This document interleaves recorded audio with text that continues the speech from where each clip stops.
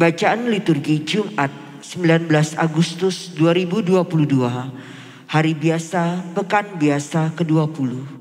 Perayaan fakultatif Santo Yohanes Eudes Imam.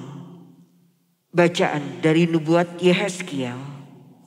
Pada suatu hari, kekuasaan Tuhan meliputi aku, dan Ia membawa aku keluar dengan perantaraan Roh-Nya dan menempatkan daku di tengah-tengah lembah. Lembah ini penuh dengan tulang-tulang. Ia membawa aku berkeliling melihat tulang-tulang itu. Sungguh, amat banyaklah tulang-tulang itu berserakan. Semuanya amat kering.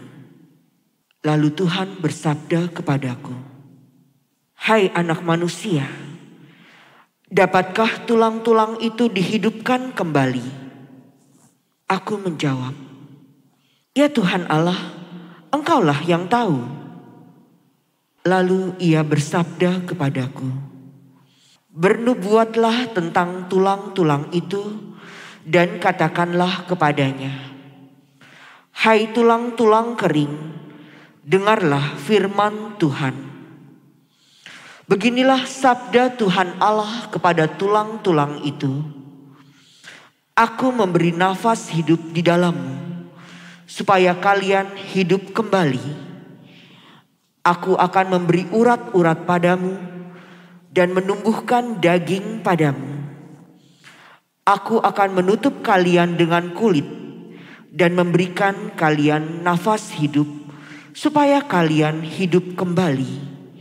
Dan kalian akan tahu bahwa Akulah Tuhan." Lalu aku bernubuat seperti diperintahkan kepadaku.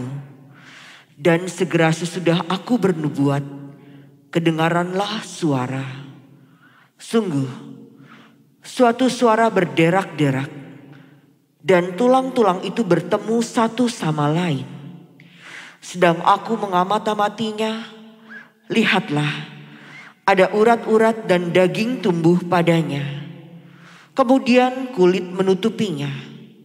Tetapi mereka belum bernafas. Maka Tuhan bersabda kepadaku, "Bernubuatlah kepada nafas hidup. Bernubuatlah, hai anak manusia.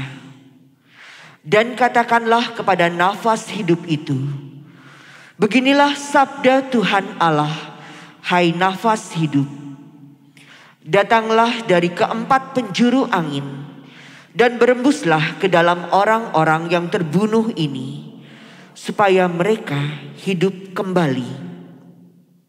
Lalu aku bernubuat seperti diperintahkan Tuhan kepadaku.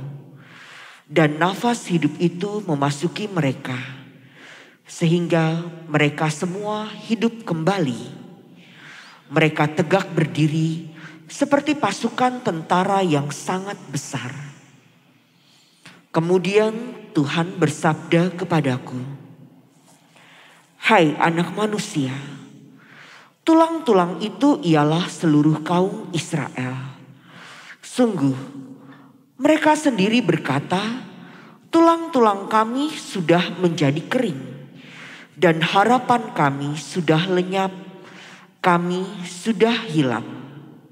Maka bernubuatlah dan katakanlah kepada mereka, beginilah sabda Tuhan Allah. Sungguh, aku akan membuka kubur-kuburmu dan membangkitkan kalian dari dalamnya, hai umatku. Dan aku akan membawa kalian ke tanah Israel. Dan kalian akan mengetahui bahwa Akulah Tuhan. Pada saat aku membuka kubur-kuburmu dan membangkitkan kalian dari dalamnya. Aku akan memberikan rohku ke dalam kalian, sehingga kalian hidup kembali, dan aku akan menempatkan kalian di tanahmu.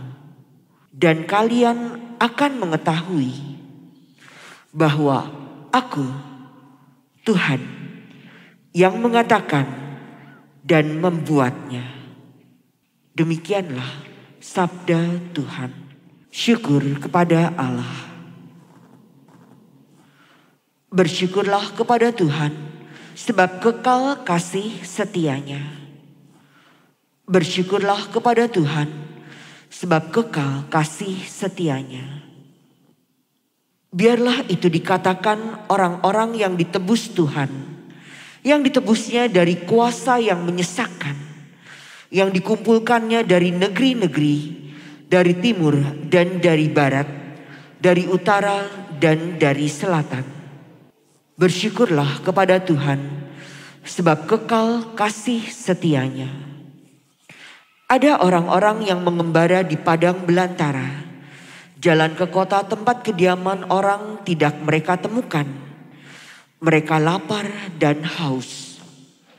Jiwa mereka lemah lesu. Bersyukurlah kepada Tuhan sebab kekal kasih setianya.